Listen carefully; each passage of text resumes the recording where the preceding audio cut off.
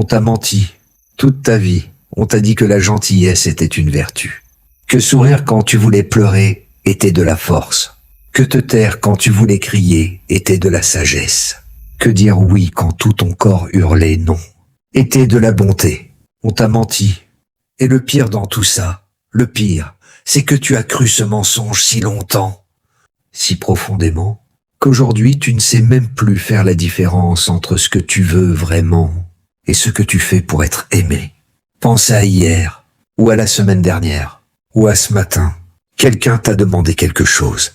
Un service, une faveur, un peu de ton temps, un peu de ton énergie, un peu de toi. Et toi, avant même d'avoir réfléchi, avant même que ton cerveau ait eu le temps de traiter la demande, ta bouche avait déjà dit oui. Oui, bien sûr.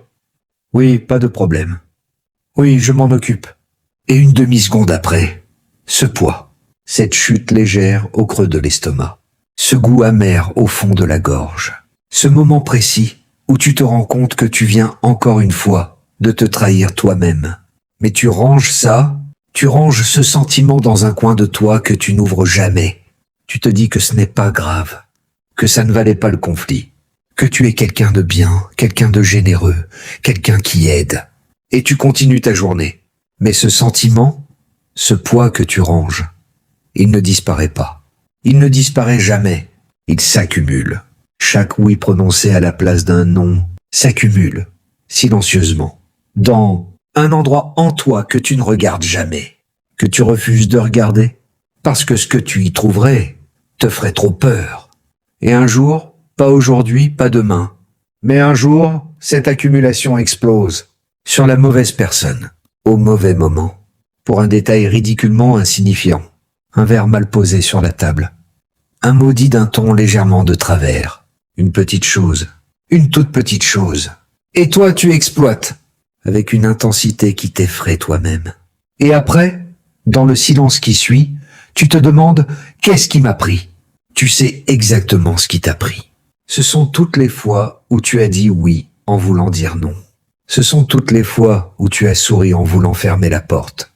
Ce sont toutes les fois où tu t'es effacé pour que quelqu'un d'autre soit à l'aise.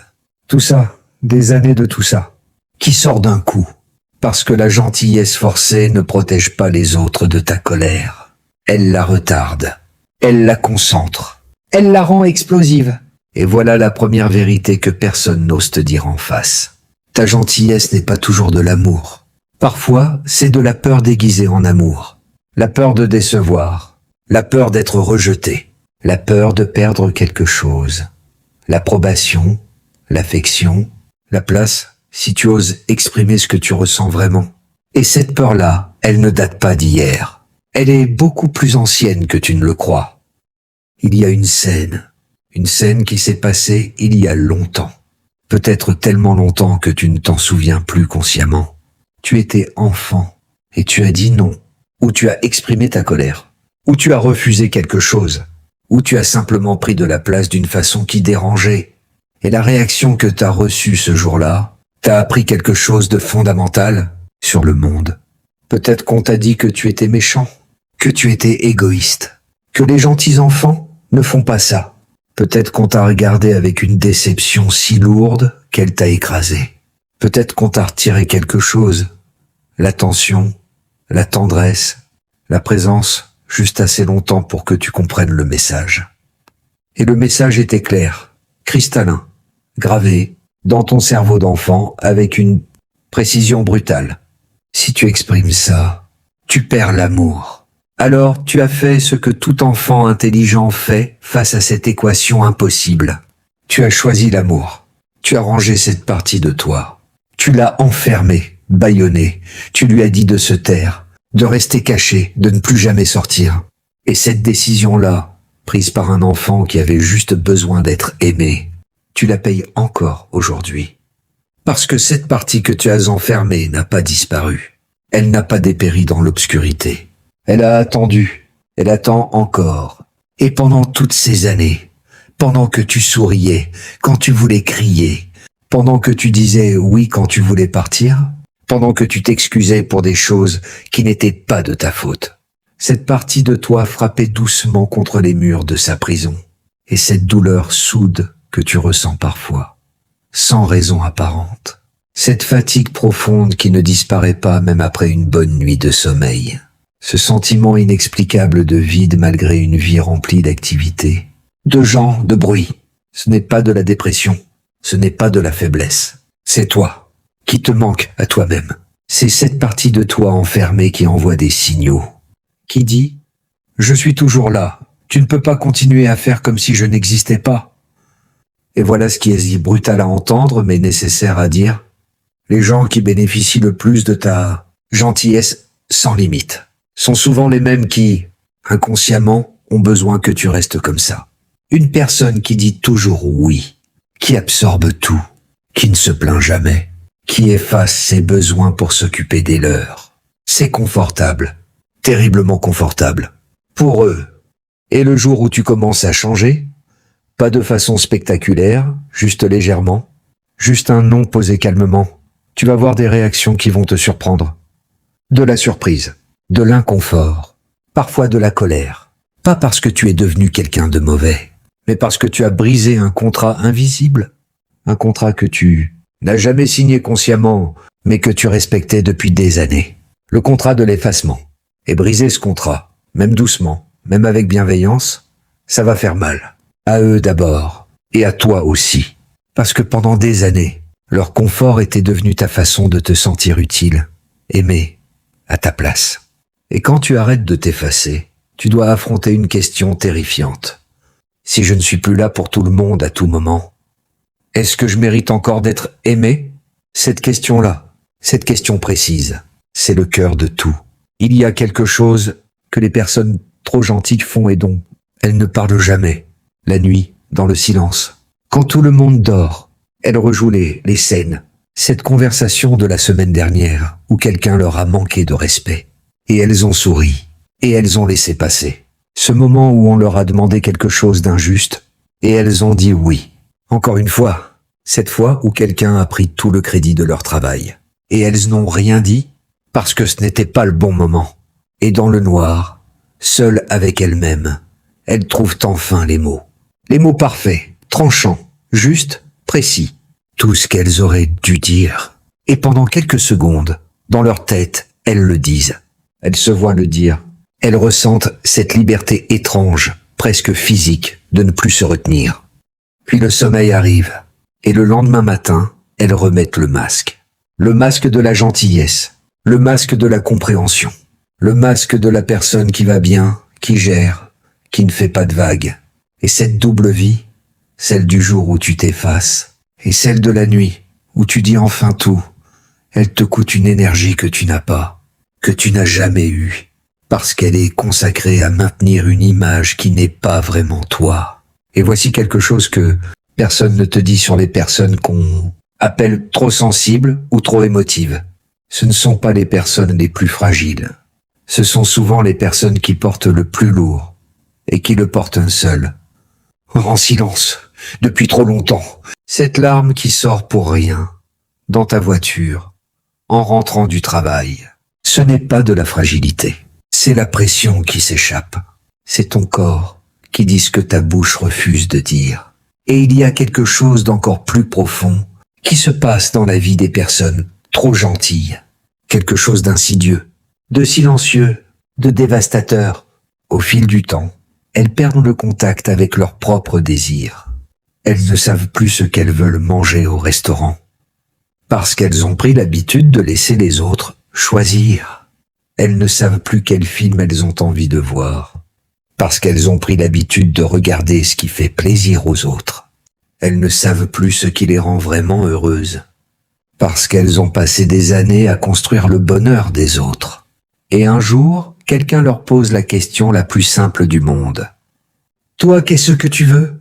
Et elles se retrouvent face à un silence intérieur qui leur fait peur. Pas parce qu'elles ne méritent pas d'avoir des désirs, mais parce qu'elles ont tellement effacé leurs propres envies pour s'occuper de celles des autres qu'elles ne savent même plus où les chercher. C'est ça le vrai coup de la gentillesse forcée. Ce n'est pas juste la fatigue. Ce n'est pas juste la colère refoulée. c'est la perte de soi-même, lente, progressive, silencieuse, jusqu'au jour où tu te retrouves dans une vie qui ressemble à celle de tout le monde autour de toi et qui ne ressemble pas du tout à la tienne. Écris ombre dans les commentaires si tu t'es reconnu dans ce que tu viens d'entendre. Pas pour moi, pour toi. Pour poser quelque chose. Il y a un mot que les personnes trop gentilles n'arrivent pas à dire. Un mot de 2 lettres. Pause. Non? Juste ça. Non. Pas non mais je comprends. Pas non, enfin si tu veux vraiment. Pas non, désolé, je suis vraiment navré. C'est juste que là ce n'est pas possible mais dans d'autres circonstances. J'aurais vraiment voulu. Juste, non. Et pourtant ce mot de 2 lettres, déclenche en elle une panique presque physique. Le cœur qui s'accélère, les mains légèrement moites. Cette bouffée d'angoisse à l'idée de la réaction de l'autre. Et tu sais pourquoi? Parce que dans leur tête, dans ta tête, dire non équivaut à rejeter quelqu'un. Dire non, c'est blesser. Dire non, c'est abandonner. Dire non, c'est mériter d'être détesté. Mais voilà la vérité que personne ne t'a jamais dite clairement. Dire non n'est pas un acte de rejet envers l'autre. C'est un acte de respect envers toi-même. Et la différence entre ces 2 choses, entre le rejet et le respect, c'est toute la différence entre une vie vécue pour les autres et une vie vécue pour toi. Pense à la personne que tu admires le plus dans ta vie. Celle qui inspire le plus ton respect. Celle dont la présence a du poids. Dont les mots ont de la valeur. Dont l'opinion compte vraiment pour toi. Est-ce que c'est quelqu'un qui dit oui à tout? Qui ne dérange jamais? Qui s'efface toujours pour que tout le monde soit à l'aise? Non, c'est quelqu'un qui a une colonne vertébrale. Qui pose des limites claires. Qui sait dire non sans trembler et oui sans calculer. Et tu le respectes précisément pour ça. Pas malgré sa fermeté. À cause d'elle. Parce que quelqu'un qui a des limites te dit quelque chose d'important. Ces oui ont de la valeur. Quand il dit oui, c'est réel. Ce n'est pas un oui de peur. Ce n'est pas un oui de calcul. C'est un oui choisi. Et toi, avec tous tes oui automatiques, tous tes oui de peur, tu as donné à tes oui une valeur nulle. Parce que tout le monde autour de toi sait, inconsciemment, que ton oui ne coûte rien. Qu'il suffit de demander. Qu'il suffit d'insister légèrement. Qu'il n'y a aucun risque que tu refuses vraiment. Et ça n'inspire pas de l'amour. Ça inspire de l'habitude. Les gens ne t'aiment pas plus parce que tu dis toujours oui.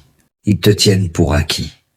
Carl Jung a passé sa vie entière à étudier ce que tu viens d'entendre. Et il lui a donné un nom. Il l'a appelé l'ombre. L'ombre, ce n'est pas le mal en toi. Ce n'est pas la bête que tu dois combattre. Ce n'est pas la partie de toi dont tu dois avoir honte. C'est tout ce que tu as refoulé pour survivre socialement. Ta colère, ta fierté, ton désir de prendre de la place, ta capacité à dire non sans t'excuser, ton besoin d'être vu, vraiment vu, pas juste utilisé. Tout ça, tu l'as mis dans l'obscurité. Pas par choix conscient, parce que tu n'avais pas d'autre option à l'époque. Mais Jung disait quelque chose que peu de gens comprennent vraiment. L'ombre que tu refuses de regarder ne disparaît pas. Elle grossit, et elle te dirige de l'extérieur. C'est elle qui parle quand tu exploites pour rien. C'est elle qui agit quand tu es passif-agressif, sans comprendre pourquoi. C'est elle qui souffre dans ce ressentiment sourd que tu portes envers des gens à qui tu n'as jamais rien dit. Et la solution, la vraie solution, n'est pas de la détruire. C'est de la regarder en face, de la reconnaître, de lui dire « Je sais que tu es là, je sais ce que tu portes, et je ne vais plus faire semblant que tu n'existes pas. » Ce que Jung appelait l'intégration de l'ombre, c'est exactement ça. Ramener cette partie de toi à la lumière. Pas pour la laisser tout brûler, mais pour qu'elle fasse enfin partie de qui tu es, au lieu d'être une bombe qui attend d'exploser. Et voici ce qui change, concrètement, dans ta vie quotidienne, quand ce travail commence. La fermeté cesse d'être de la méchanceté dans ta tête. Dire non cesse d'être un acte de violence. Exprimer un désaccord cesse d'être une catastrophe. Prendre de la place cesse d'être de l'arrogance. Et quelque chose d'extraordinaire se produit. Les gens autour de toi, les vrais, ceux qui t'aiment vraiment, commencent à te respecter différemment. Pas parce que tu es devenu dur, mais parce que tu es devenu réel. Parce qu'une personne qui a des limites est une personne qu'on peut vraiment connaître, vraiment toucher, vraiment aimer. Une personne sans limite n'est qu'un miroir. Elle reflète les besoins des autres, mais elle n'existe pas vraiment pour eux. Et au fond, très au fond, ils le savent. Jung parlait aussi du processus, qu'il appelait l'individuation, devenir pleinement soi-même, pas la version édulcorée, pas la version acceptable, la version complète, avec ses lumières et ses ombres. Et il savait que ce chemin-là, ce chemin vers soi-même, exige presque toujours de perdre certaines approbations. Parce que l'approbation que tu reçois en étant gentil à tout prix, ce n'est pas de l'amour pour qui tu es, c'est de l'amour pour le rôle que tu joues. Et toi, tu mérites infiniment mieux que ça. Alors maintenant, pas dans une semaine, pas quand tu seras prêt, maintenant, la prochaine fois que tu sens ce non monter en toi, cette certitude physique, dans ton corps, que tu ne veux pas faire cette chose, que tu n'as pas l'énergie pour ça, que ce n'est pas juste pour toi, ne l'écrase pas immédiatement. Laisse-le exister, juste une seconde, juste assez longtemps pour le reconnaître. Tu n'as pas besoin de le crier. Tu n'as pas besoin de te transformer en quelqu'un d'autre du jour au lendemain. Commence petit. Commence par reconnaître tes propres besoins avant de te précipiter vers ceux des autres. Commence par te demander avant de répondre à chaque demande. Est-ce que je fais ça parce que je le veux vraiment? Ou est-ce que je le fais parce que j'ai peur de ce qui arrive si je dis non? Cette question seule, posée honnêtement, régulièrement, va commencer à changer quelque chose en toi. Parce que l'intégration de ton ombre ne se fait pas en un jour. Elle se fait dans ces micro-moments répétés où tu choisis de te voir, de t'entendre, de te traiter avec le même respect que tu accordes si généreusement aux autres. Et un jour, pas aujourd'hui, peut-être pas cette semaine, quelque chose va se passer. Et un moment va venir où tu diras non, calmement, sans t'excuser 10 fois, sans te justifier pendant 20 minutes, sans sentir que tu es en train de commettre un crime. Juste non, et tu vas ressentir quelque chose d'étrange, quelque chose que tu n'avais peut-être jamais ressenti de cette façon. De la dignité, pas de l'arrogance, pas de la froideur, pas de la méchanceté. De la dignité, simple, silencieuse, profonde. La sensation d'être quelqu'un qui se respecte suffisamment pour occuper sa propre vie. Et c'est là, dans cet espace, que quelque chose de fondamental bascule. Tu cesses d'être quelqu'un qu'on traverse. Tu deviens quelqu'un qu'on rencontre. La fermeté n'est pas l'opposé de la bonté. C'est ce qui la rend enfin vraie. Un oui qui vient d'une personne qui aurait pu dire non. Ça, c'est un cadeau réel. Pas une obligation, pas un réflexe de peur, un choix. Et les gens qui méritent ta présence, les vrais, vont sentir cette différence. Immédiatement. Si quelque chose dans cette vidéo a résonné en toi, si tu t'es reconnu dans cette douleur de toujours donner sans jamais recevoir en retour, écris ombre dans les commentaires. Pas pour moi, pour toi, pour marquer ce moment. Pour dire, j'étais là, j'ai entendu, quelque chose a commencé. Et si tu veux continuer ce chemin, comprendre les mécanismes qui te gouvernent sans que tu le saches, explorer les parts de toi que tu as mises de côté pour survivre, abonne-toi maintenant. Active la cloche. Chaque vidéo sur cette chaîne descend plus profond que la précédente. Et ce que tu trouveras dans la prochaine pourrait être exactement ce que tu cherches, sans savoir comment le nommer. La prochaine fois que tu sens ce oui automatique monter, arrête-toi. Respire et demande-toi qui tu sers vraiment. Je t'y retrouve bientôt.